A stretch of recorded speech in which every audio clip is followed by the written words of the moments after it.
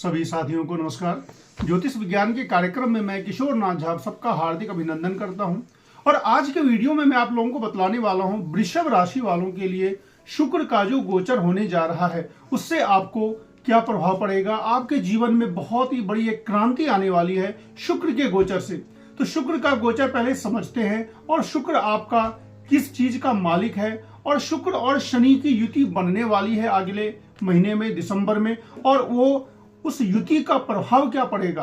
और एक जो बुधादित्य योग बना हुआ है उसका क्या प्रभाव पड़ेगा। बुधादित्य योग पर बृहस्पति की दृष्टि पड़ जाने से और शनि और शुक्र की युति बन जाने से आपके जीवन में कौन कौन से काम आपके सिद्ध होंगे, किन कामों में आपको सफलता मिल जाएगी और कौन सी परेशानी अभी चल रही है और वो परेशानी कब खत्म होगी, ये सारी बातें वृषभ राशि वालों के लिए मैं बतलाने जा रहा हूं। मित्रों, अगर आप लोग चैनल पर नए हैं तो चैनल को सब्सक्राइब जरूर कर लें।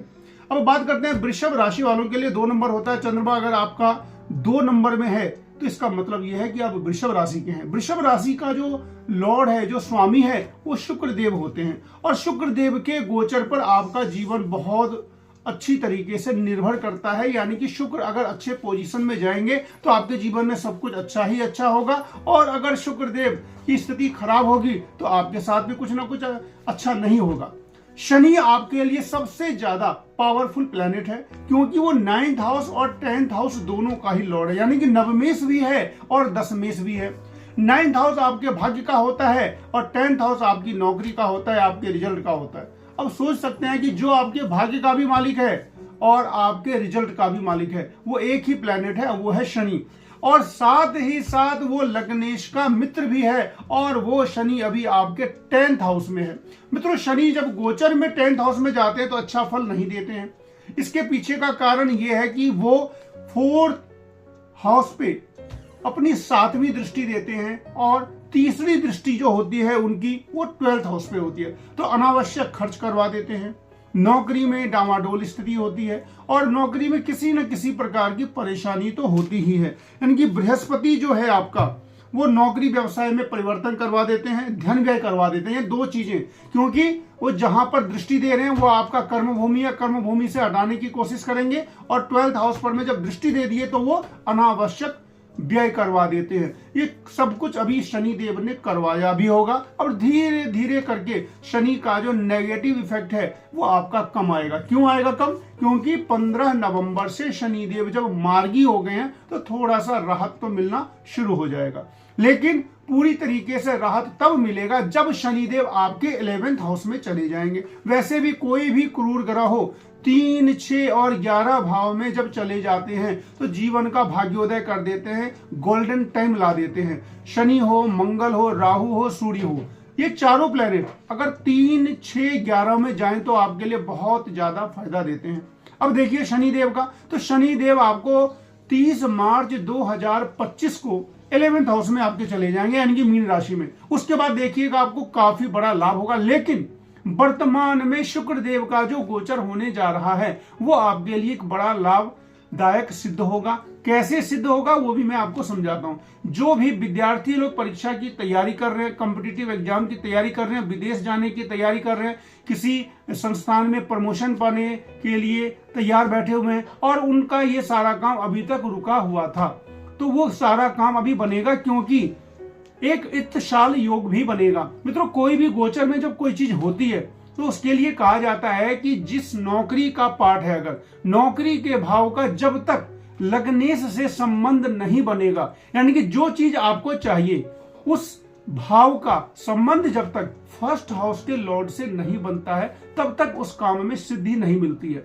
अब बात करते हैं 9th और 10th हाउस की। तो 9th हाउस जो होता है आपके भाग्य का होता है, भाग्योदय का होता है। तो भाग्योदय में सिद्धि तो तभी मिलेगी ना जब लग्नेश का सपोर्ट होगा।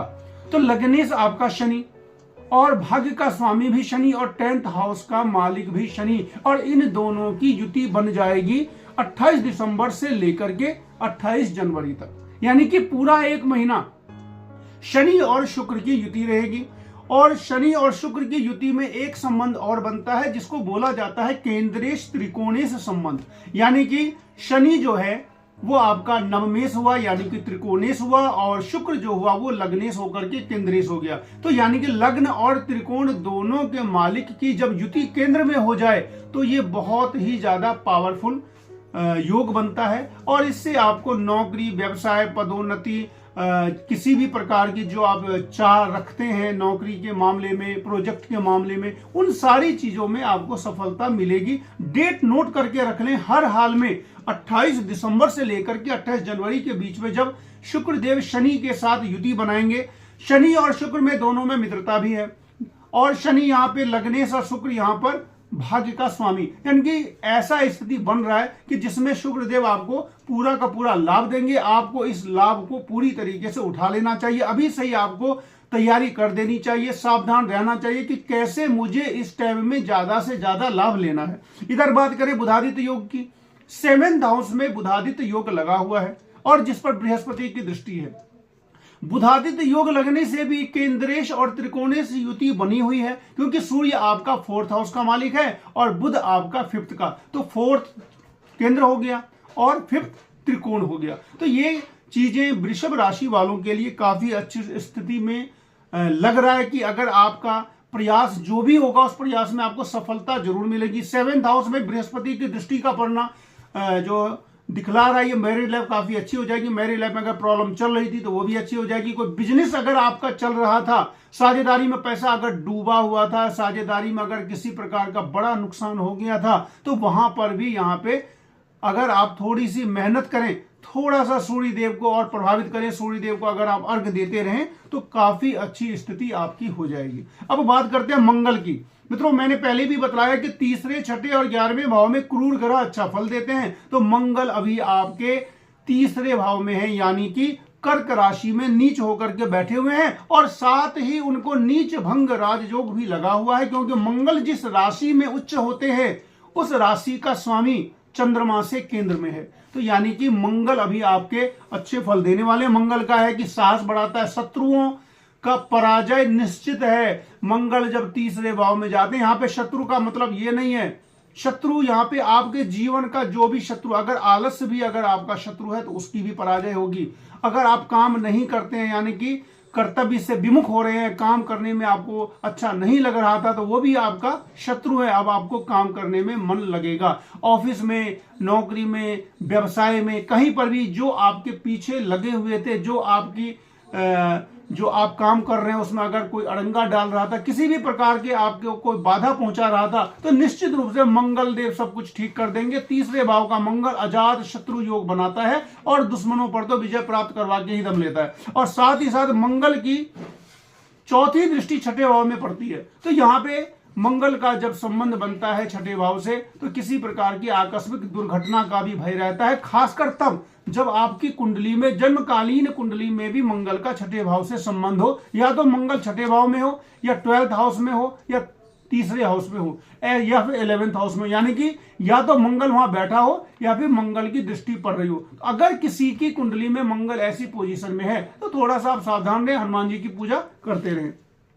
अब बात कर देते हैं राहु की। राहु 11th हाउस में है, तो यहाँ पे राहु नुकसान पहुंचाए हुए है, काफी दिनों से नुकसान पहुंचाया हुआ है, क्योंकि शुभ कार्यों में ये नुकसान पहुंचाना शुरू कर देते हैं। किसी भी प्रकार का आप शुभ काम करेंगे, मांगलिक कार्य करेंगे, उसमें एकादश का राहु गोचर में प्रॉब्लम तो देता है, लेकिन साथ ही साथ लग्नस्थ बृहस्पति और दशमस्थ शनि शुक्र की युति आपको जीवन में बहुत, अभी ये जो आपका मैं समय बतला रहा हूं, इस 1 महीने में आपको लगेगा कि मेरे लिए तो ये सबसे अच्छा समय है, जिसको मैं कह सकता हूं कि गोल्डन टाइम, क्योंकि शनि और शुक्र दोनों ही मिलकर के 10th हाउस में आ जाएंगे। बृहस्पति का उन पर केंद्रीय प्रभाव भी रहेगा, तो ये बहुत अच्छी पोजीशन बनने जा रही है। इसको आप पूरी अच्छी तरीके से यूटिलाइज करें, और बहुत ही ज्यादा शुभ फल प्राप्ति के लिए आपको दुर्गा माँ की आराधना करनी चाहिए। दुर्गा माँ का जो एक दुर्गा का 32 नाम है, उसकी आप रोज 11 बार जप करें, और शनि देव की भी पूजा करते रहे, क्योंकि शनि देव आपके हमेशा शुभ फल देने वाले हैं। 10th हाउस में थोड़ा सा प्रॉब्लम तो देते हैं, उस प्रॉब्लम से निकलने के लिए शनि देव का ओम शम शनिश्चराय नमः 108 बार रोज जप करें, 3 बार हनुमान चालीसा का पाठ करें। इतना आप करते रहे, फिर देखिए आपके साथ क्या क्या नहीं होता है। जिस चीज में आप हाथ डालेंगे वो काम में आपको सफलता मिलेगी। मित्रों, लाइक शेयर सब्सक्राइब जरूर करें। मिलते हैं फिर अगले वीडियो में, तब तक के लिए नमस्कार।